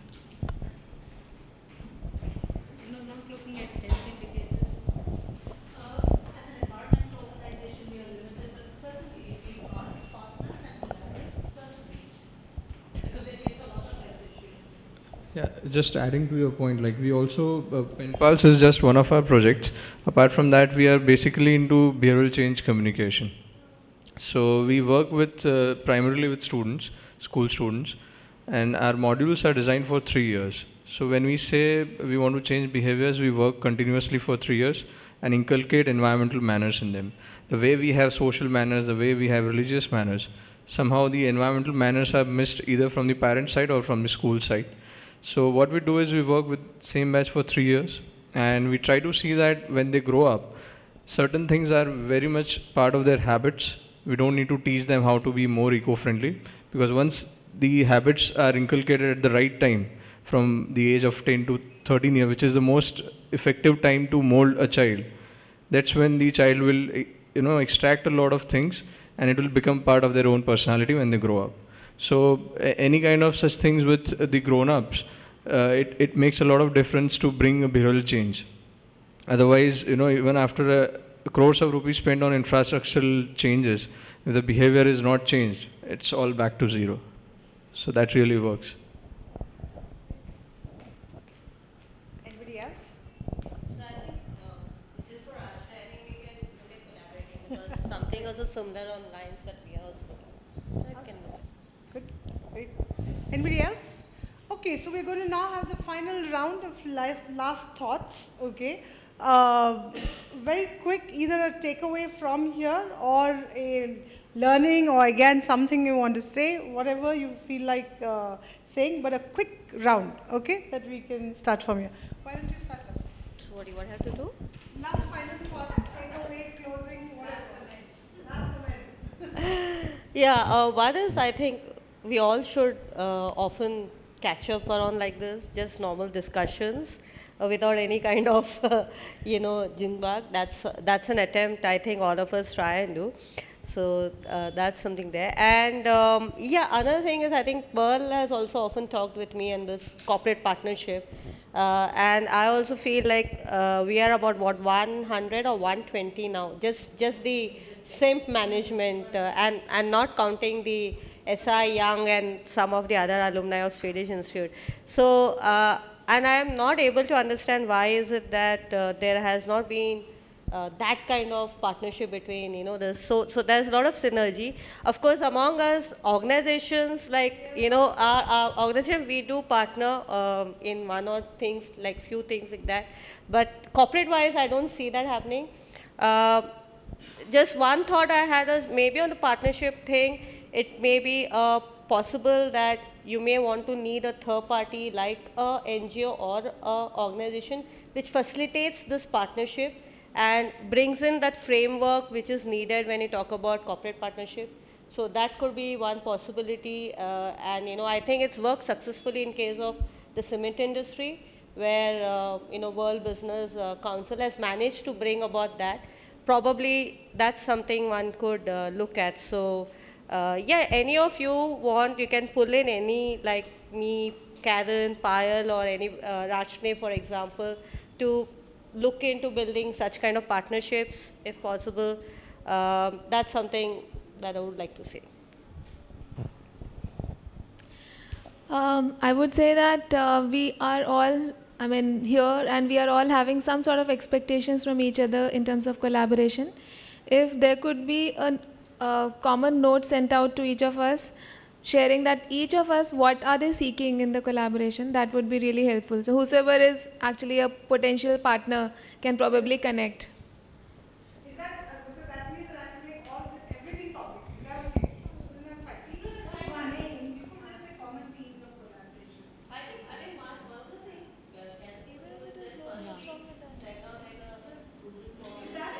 I'm okay with name also. Yes, Rashmi did fill that. I do very much. So it's not filled. It's just okay, saying like, because we actually want to. No, I'm saying that, don't say that Gayatri wants to connect with joint. So I'm saying that Gayatri is seeking connect for, say, collaboration in terms of education, environment and climate change. Yeah, we actually wanted to do the actual projects of collaboration. That is what we had planned originally. Nia and myself had worked out the whole plan, which was that we would bring in the project and say, okay, now these are 5 projects that people have already thought about and have said can go for, and now let's chat on those 5. But then since it did not happen, then we went back to my original. Anyway, Yeah, I don't know, even I have been, sorry to sound so boring, but yeah, even I feel that, we do a lot more talking, but nothing really translates on the ground. And I think we need to introspect and figure out what is keeping us. And I think a few partnerships definitely need to be built. It's a huge community, and I think there's a huge opportunity there.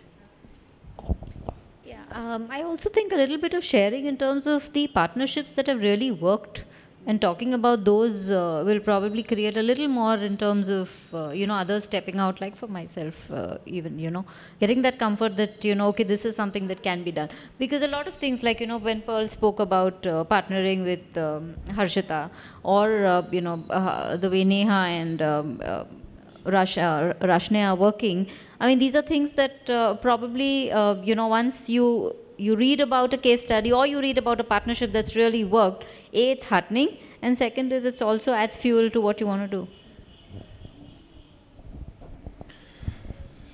Thank you, everyone here. It's a really interesting forum. This is my first time being part of here. If you ever wonder, I and Bibhash, we are not part of the SIMP, but we are part of another community called Next Generation Future Global Leaders. It also comes under Swedish Institute. And I hope that we have these kind of similar forums for NFGL groups as well in India. And that's what I had on my, and thank you so much for your valuable inputs and connections. I hope this goes on to the next level from time to time. Well, I actually work in the clean energy sector, and like my focus is always on clean tech innovations. So I just wonder, like, if Swedish Institute can facilitate innovation summits where clean tech innovators shortlisted from a list of innovations can come and attend, and then they can be coached to become commercially viable, etc. So. It was really interesting and insightful, discussions and talks. And at times you catch a lot of things while people are speaking. So that itself is, rewarding in such talks. Not always everything turns out into something called specific partnerships, but these kind of insights really help. And I would really appreciate if we can have, how we can stay connected. Because there will be a lot of evolution in terms of own works as well as the expectations and other kinds of, portfolios. So staying connected would really help. That's where you can facilitate.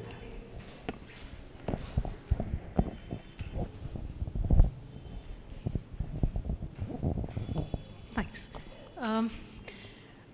First and foremost, I'd just like to start by saying that I always make it a point to attempt SIMP functions, because I think they're such like-minded people. And it's, I've been extremely, I think, lucky, because I've not only partnered with Neha, but also with Zareen. We've done some excellent projects together, very, very successful projects. And I think both of them, especially Zareen, is an amazing, brave CSR head, as I always call her, willing to push the envelope. So I think these are great models, and I fully agree with Nusrat, where I think these success stories can be shared, because it's been a journey of much learning. And I would be happy to share these success stories. And I think it's also encouraging that I always look forward to making more partnerships. And because we are like-minded, I think it's much easier for me to talk to CSR heads like you, as opposed to someone else who really hasn't got the same mindset, who's only looking at, again, is a square peg in a square hole. So 2 takeaways for me. One is that we have actually moved beyond just talking in the WhatsApp group. So that's a big takeaway, meeting and discussing. And, because let me be honest, I really don't look much into what's happening on the WhatsApp. I don't have the, I have the time. I'm freelancing, so I can't say I don't have the time. But, for me, I don't see the relevant conversations taking place. It's jokes or, that's not my, I don't think Sim group is made for that. I'm being very brutally honest. Second, for me, and this is Karen for you, and to be taken in the right spirit, I think you have managed to change my perception of IDOBRO, and you need to do a perception index of your company and see how you are changing. That's my takeaway. In my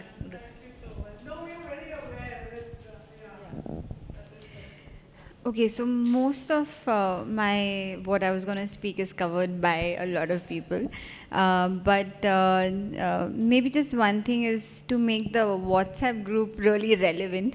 I'm gonna take Gayatri's advice and put up that we are interested in partnering on so and so projects, and let us see if we get good responses on that.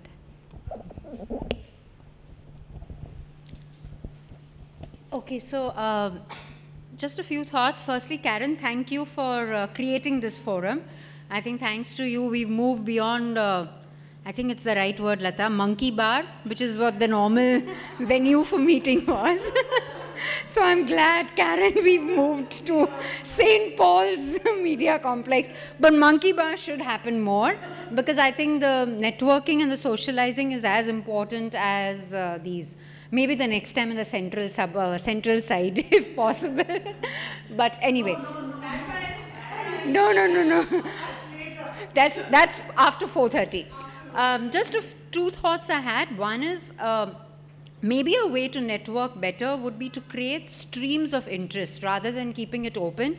So you could create an environment stream, a skill-oriented stream, and then people could join those relevant groups. And then I could suggest one thing, that we have a monthly meeting or a chat session. Okay, not monthly, maybe once in 3 months if we can. And each organization, be it the corporate or be it the NGO partner, hosts whoever wants to come, and we meet up there for a matter of 2 hours. Because unless we physically start meeting and interacting, and that particular organization that time can share what they are doing. So one actually understands, because here, you get a fleeting idea of what, for example, Lata is doing or Nusrat is doing. But if you spend 2 hours understanding what each one of us does, then maybe the foundations of partnership can become even more stronger. So I'd be happy to initiate that at our end if we create these little streams. Yeah, so my rounding comment is, I think, something to take forward from what she has just said, is that I think we need to take it beyond a talk shop and make it something more actionable. Personally, I don't know how much contribution I would be able to make, because this is really, I mean, you all are hardcore kind of CSR experts. But I would still say that if in any way I could sort of be of help, and I would love to come for these kind of sessions that you mentioned, I would really love to do it. So thank you. Thanks, Karen, for this. Hi. Since we are talking about all these themes, I'll just say which theme that we've been working a lot on. So that's definitely skill development. Over the last 1.5 to 2 years, the amount of projects that we have done in skill development has jumped like 5 times. So I understand a lot of people here also work in this. So, if there's any understanding, collaboration, learning that, that we can also get better in what we are doing, that will be really helpful. Also, just to end it, my organization has also got the same Swedish grant, and our program on impact assessment will be around 25th of November in Powai. Yeah. Thank you, Karen, for this opportunity. And it's a pleasure meeting you all and learning some new tools that is there on the, which I'm very eager to experiment with. And promote as well. So it's been great exposure for me today. And basically I was in sabbatical for a year. So now coming back into work that is there. So that's about it. Thank you. Well, I promised you 4:30 and we are 4:25, yeah? Okay, so I would like to kind of end with one last thing.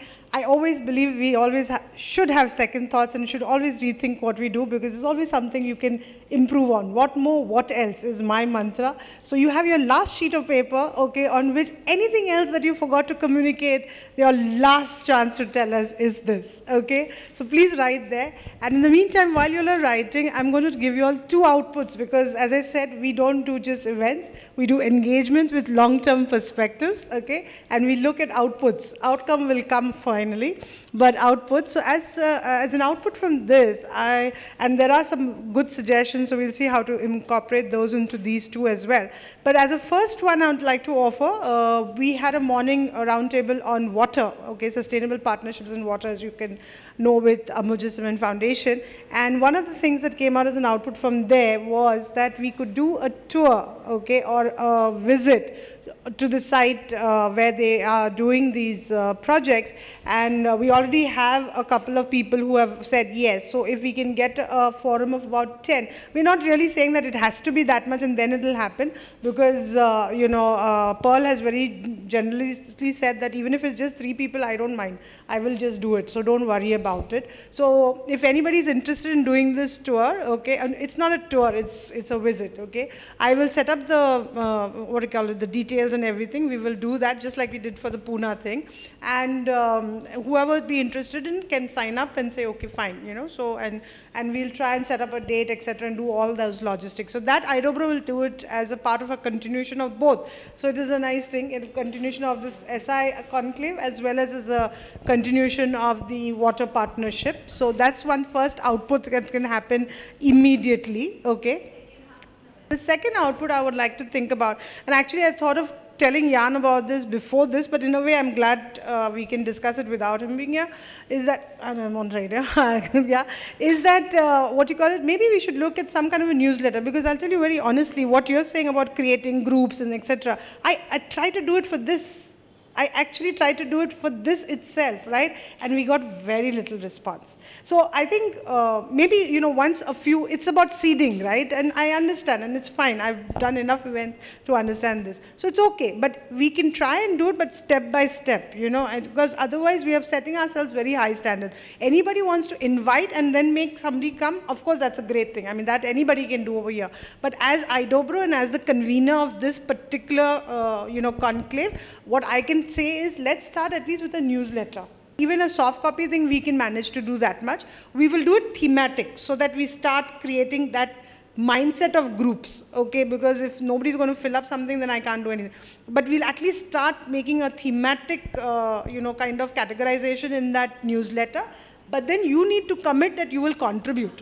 I'm willing to put it together, I'm willing to do whatever it takes to kind of make it go out and all that, but I need content for that. And believe me, I've written columns. I used to do, I don't know, like she said, I need to do my perception index. I'm just saying, we actually had a whole branded page in the Afternoon Dispatch and Courier where we used to write, okay, and every one of them were researched, like you just said.